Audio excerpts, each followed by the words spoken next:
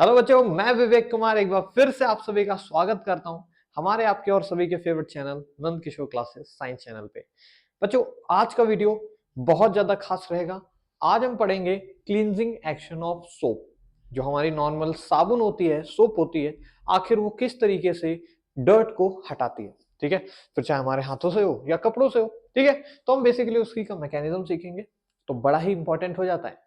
और चलिए वीडियो को शुरू करते हैं। ठीक है, तो देखो यार, बुकों में कुछ इस टाइप का स्ट्रक्चर बना रहता है। तो मैं बेसिकली आपको सबसे पहले केमिकल फॉर्मूला फॉर द साबुन यानी सोप दिखाने वाला हूँ।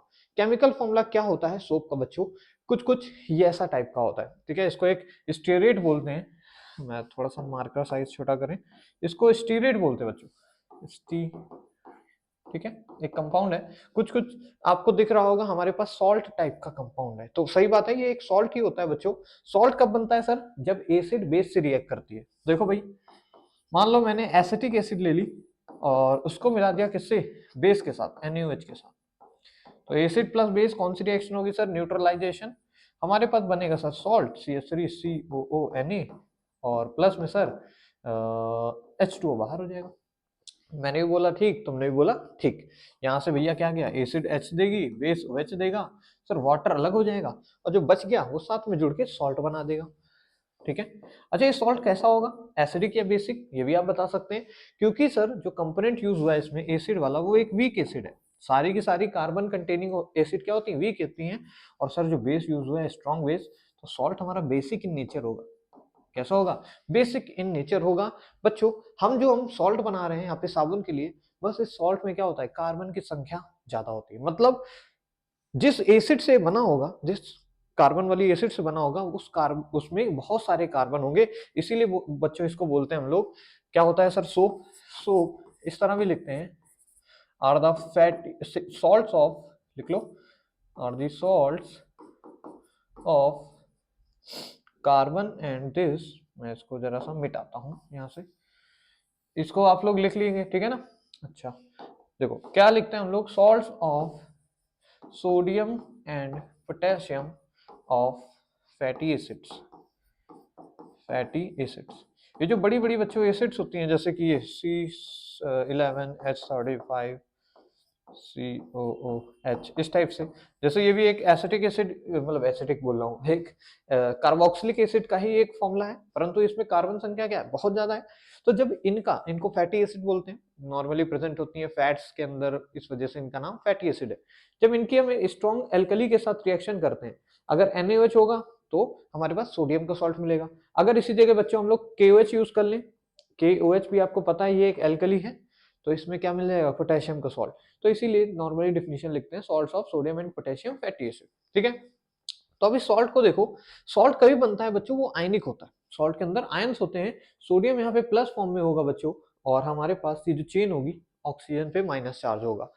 इसको बोलते हैं बच्चों एसीटेट आयन। ठीक है, मतलब एसीटेट उस समय बोलते हैं जब ये हमारे पास ये वाला फॉर्म होता है, CH3COONA। इसके अंदर इसको हम बोल देते हैं बच्चों, नेगेटिव वाले को, एसीटेट आयन। ठीक है, तो बेसिक बेसिक नाम है, ये सब याद रखना।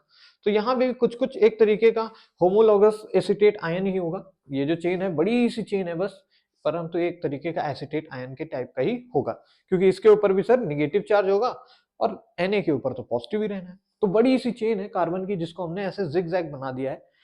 हर एक चेन के इस पॉइंट पे क्या है? कार्बन का कंपाउंड है। यहाँ कार्बन है, यहाँ कार्बन है, यहाँ कार्बन, यहाँ कार्बन। इसी तरीके से 11 कार्बन लगाओ, और फिर हाइड्रोजन 35, फिर COO माइनस, इधर Na+। तो बच्चों, जहां पे Na होता है ना, जिस साइड पे Na होता है वो पॉजिटिव चार्ज है, और ये हाइड्रोफिलिक एंड होता है। कैसा एंड होता है? हाइड्रोफिलिक एंड होता है, यानी पानी से प्यार करने वाला, पानी की तरफ आकर्षित होने वाला एंड होता है।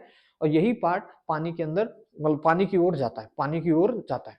और जो भैया यहाँ पे कॉर्नर पे ये जो कार्बन वाला एंड है, ध्यान से देखो, ये एंड क्या है? ये वाला एंड, ये एंड सर है हाइड्रोफिलिक, आपने बोला। और ये जो कार्बन वाला इधर से एंड होगा बच्चों, इसको हम बोलेंगे हाइड्रोफोबिक। हाइड्रोफोबिक।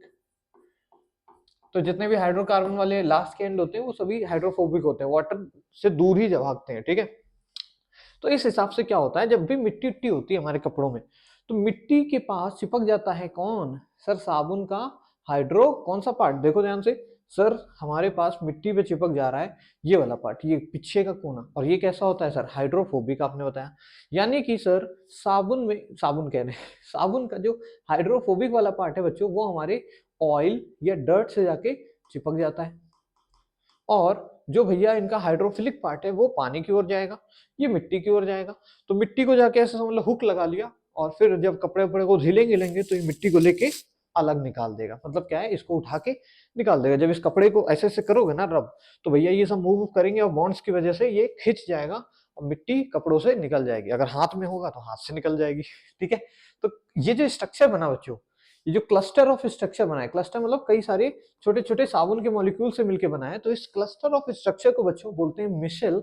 और इस केस में क्योंकि हमारा मिशेल फॉर्मेशन हुआ है, तो क्लिनजिंग एक्शन ऑफ सोप तभी पॉसिबल होता है जब हमारा मिशेल फॉर्मेशन होता है। मिशेल बनेगा, फिर आप रब अप करोगे, फोर्स ऑफ अट्रैक्शन से इसका डर्ट को रिमूव हो जाएगा, और यही क्या है, सोप की सफाई का राज है। समझ रहे हो, मिशेल फॉर्मेशन जो भी जितनी अच्छे करेगा उतनी अच्छी साबुन होगी, उतना अच्छा डर्ट क्लीनिंग होगा। समझ पाए क्या बात को?